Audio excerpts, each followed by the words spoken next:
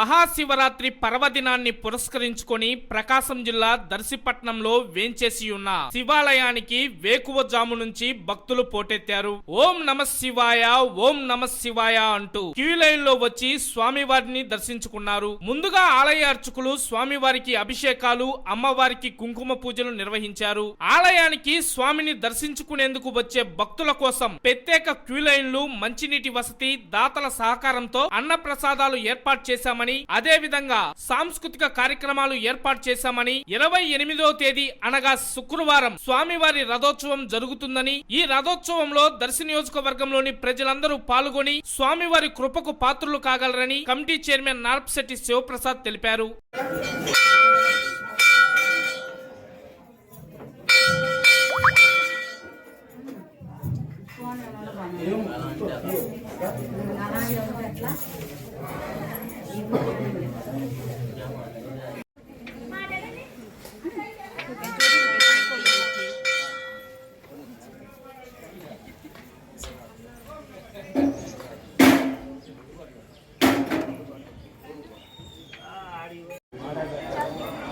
రూపాయలు కనుక ఇచ్చినారు.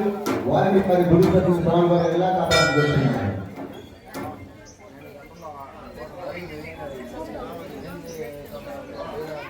భక్తులకు నమస్కారం.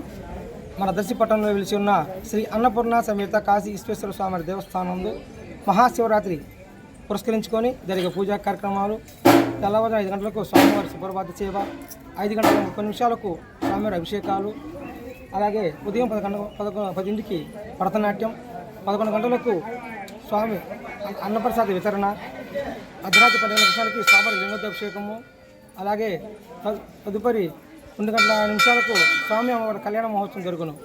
అలాగే 20వ తారీఖు శుక్రవారం అనగా ఉదయం 11 గంటలకు స్వామి అమ్మవార్ల రథోత్సవం కన్నుల పండుగ జరుగును. కావున 50 మంది భక్తులు పాల్గొని స్వామివారి తీర్థప్రసాదం స్వీకరించి స్వామివారి కృపకు పాత్రలు కోరుతున్నాం. ఓం నమ శివాయ.